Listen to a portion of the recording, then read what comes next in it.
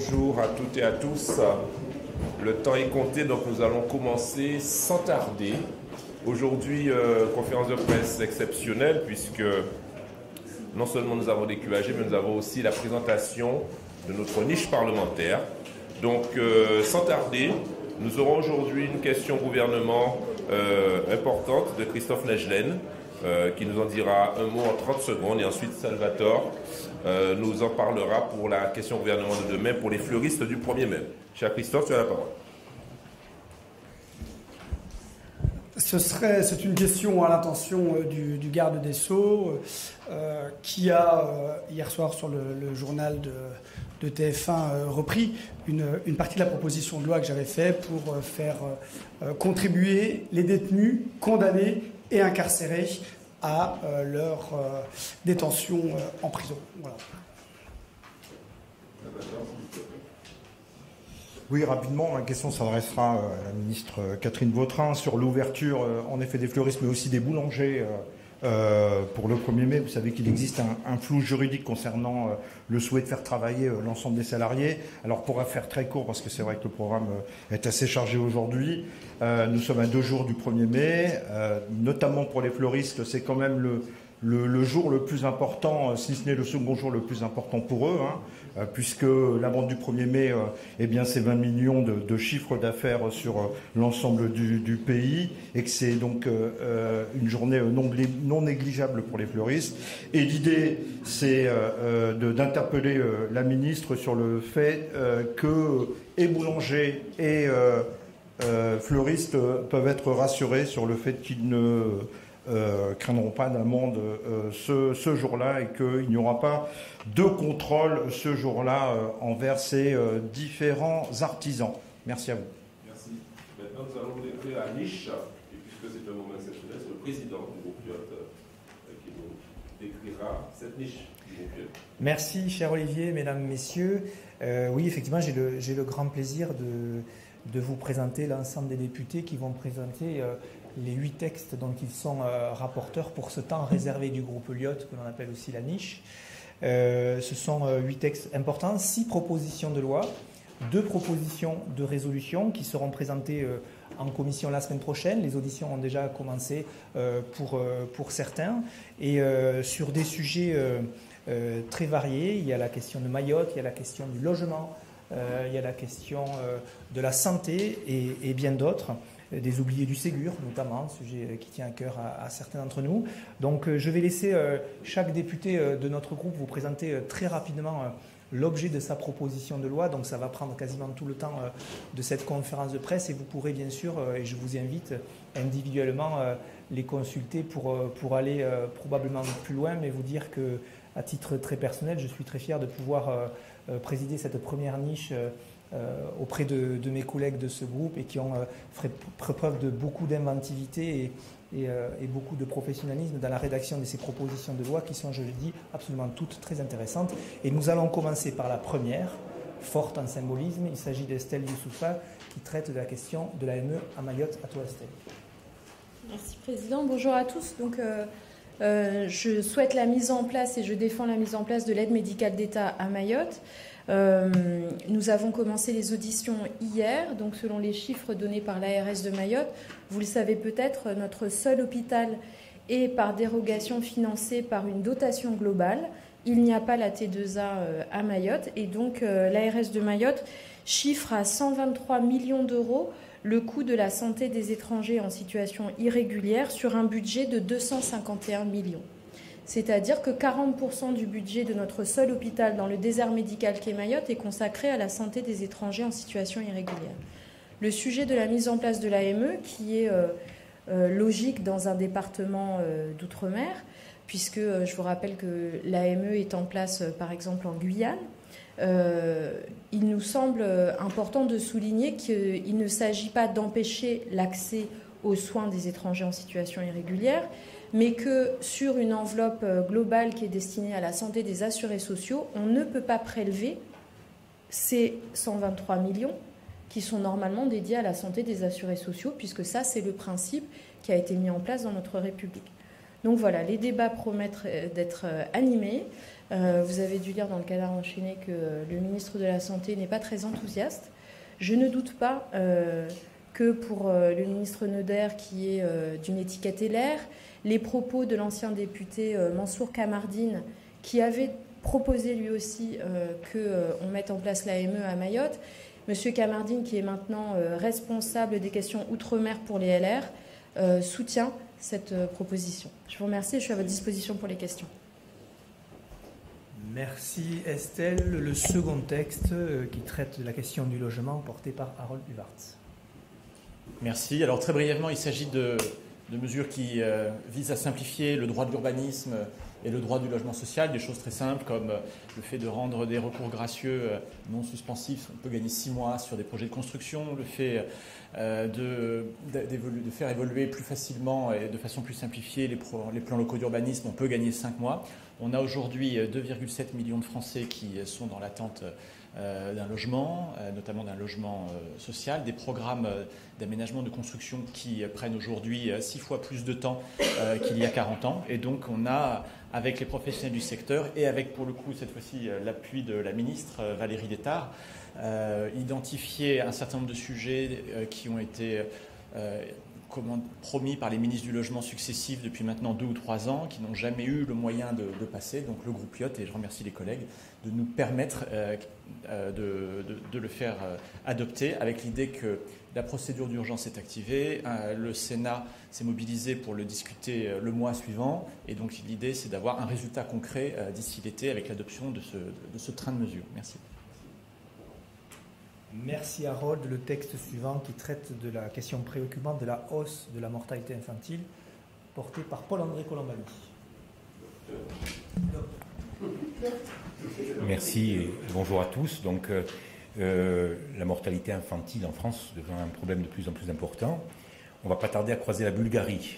Donc, les chiffres ne font qu'augmenter ces dernières années. Donc, il fallait aborder cette question. Alors, la mortalité infantile, il y a un certain nombre de facteurs. Le cadre de la niche parlementaire, bien évidemment, ne permet pas d'aller sur l'ensemble des facteurs. On a choisi le prisme de la fermeture des petites maternités parce qu'il me semble que c'est un sujet, et notamment le facteur qui éloigne les femmes, qui les éloigne de plus en plus des services d'accouchement. Donc, il faut faire attention, parce que quand on va sur ce secteur-là, de temps en temps, on peut faire aussi plus de mal que de bien. Scientifiquement, il est prouvé que certaines maternités peuvent être potentiellement dangereuses par manque de formation du personnel, c'est très difficile de constituer des équipes. Il y a un certain nombre d'arguments solides qui existent. Mais donc, moi, ce que je demande, c'est un petit moratoire il en reste peu, mais qu'on aille faire dans chaque territoire le point de ce qu'on peut faire et de ce qu'on ne peut pas faire. Là où on doit choisir, forcément, de temps en temps, on est contraint de choisir la moins mauvaise des solutions. Donc, je veux un moratoire là-dessus. Ça, c'est le premier point. Le deuxième point, il faut absolument qu'on arrive à mettre en place en France un registre national des naissances pour mieux piloter justement ces politiques de santé. Ce n'est pas le point qui va faire le plus de difficultés, je pense, dans la proposition de loi. Et le dernier point de ma proposition de loi, dans le cas où des petites maternités doivent rester ouvertes, il faut absolument leur donner les moyens de fonctionner vraiment, et pas par des arrêtés qui se prorogent d'année en année et qui sont très compliqués pour se prolonger dans le long terme pour les équipes qui y travaillent. Voilà. Le quatrième texte, une proposition de loi visant à créer une croix des valeurs pour les sapeurs-pompiers volontaires et professionnels, une distinction qui vise à symboliser la reconnaissance de la nation pour ces personnes qui sauvent et nous protègent. Ensuite, présenté, je ne l'ai pas dit, par Stéphane Viry. Le cinquième texte, proposition de loi visant à généraliser la connaissance de la maîtrise des gestes de premier secours, par Salvatore Castillo. Oui, merci. Cette proposition a pour objectif de sauver des vies, mais également de réduire significativement les conséquences des accidents de la vie qui peuvent toucher à tout moment et nous toucher personnellement également. Alors, 3 chiffres pour ça, pour résumer cette proposition de loi. Le premier, c'est 50 000 arrêts cardiaques soudains chaque année. 40% seulement des personnes sont formées en France. Et enfin, 200 000 personnes pourraient être sauvées si au moins 80% de la population était formée chez nous. Chaque minute dans un massage cardiaque compte, puisque 10% des chances de survie se font dès qu'il y a un secours rapide. Et vous savez que les secours mettent en moyenne 10 à 12 minutes pour parvenir sur les lieux de l'accident. Alors par conséquent, le maillon citoyen de la prise en charge de la victime est primordial. Alors plusieurs pistes pour sauver des vies, sensibiliser dès le plus jeune âge et rendre obligatoire la formation en matière de prévention et de secours civique à la fin du collège. Aujourd'hui, seuls 30% de nos collégiens seraient formés d'après les chiffres en ma possession. Faire en sorte que toutes les personnes en contact avec des enfants ou un public, je pense notamment aux éducateurs sportifs, aux AESH, aux AED, aux bénévoles, aux enseignants, eh bien, puissent être formés. J'y ajoute aussi les salariés dans le cadre de leurs fonctions, que ce soit dans le public ou dans le privé. Et enfin, il pourrait être judicieux peut-être de conditionner le passage du permis de conduire à l'obtention d'un certificat en matière de prévention de secours civique. Voilà quel est l'objet de cette PPL. Merci Salvatore. Le prochain texte présenté par Christophe Legenne qui traite de la lutte contre la pédocriminalité. Aujourd'hui, en l'état, le code pénal réprime les propositions sexuelles faites à un mineur en ligne en précisant que l'infraction est caractérisée lorsqu'elle est commise par un mineur ou par une personne majeure se présentant comme telle. Cette précision permet d'assurer la condamnation du pédocriminel, y compris lorsque c'est un enquêteur qui se fait passer pour un mineur.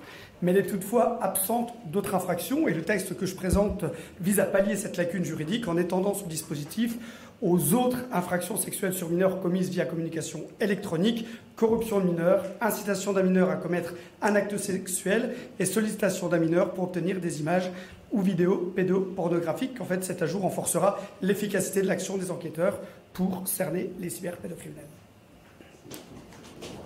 Merci Christophe. Ensuite, deux propositions de résolution. La première qui sera présentée par Olivier Servat sur la question du calcul des retraites des fonctionnaires ultramarins. Oui, c'est essentiellement pour les départements d'outre-mer. Vous savez qu'en fait, pendant la vie active, ils ont une prime de surrémunération de 40 à 80%.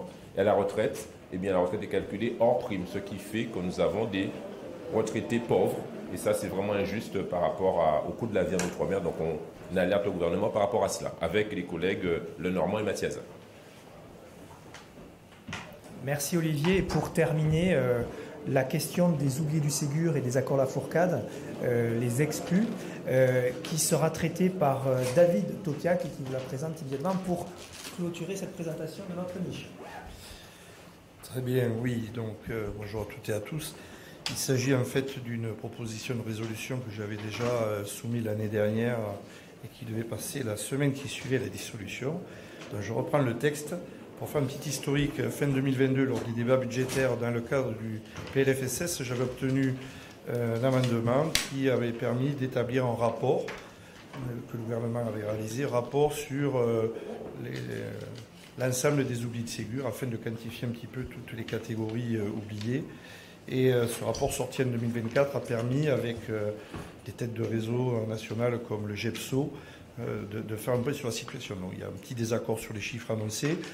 Et donc j'ai repris une proposition qui émanait du Premier ministre Jean Castex à l'époque, qui était de mettre en place un comité des métiers du secteur social et médico-social afin de pouvoir travailler collectivement à la revalorisation de ces métiers et à pallier donc aux problématiques liées aux oubliés du Ségur.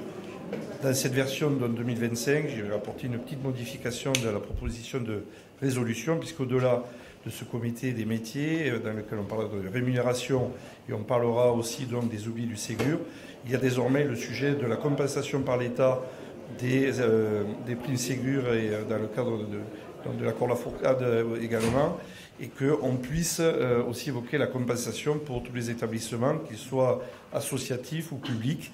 Et on parle également de la compensation pour les départements, puisqu'aujourd'hui la prime est appliquée partout où elle doit l'être, mais la compensation de l'État n'est pas souvent là et les trésoreries s'amenuisent et on commence à générer des déficits dans tous ces établissements, dans une vraie difficulté. Bien voilà, vous avez eu les 8 textes que nous défendrons en commission cette semaine, en séance la semaine prochaine. Je vous invite donc à interroger, solliciter, harceler nos députés pour avoir plus d'informations. Nous sommes à votre disposition. Une petite question.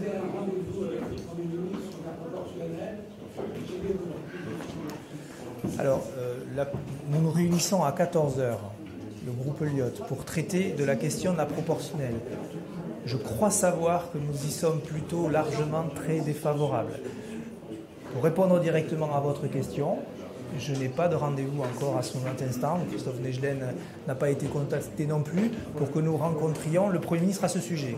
Il se dit que nous serions probablement, peut-être, prochainement invités. Voilà la réponse que je pouvais vous faire sur ce sujet. Merci beaucoup. Merci.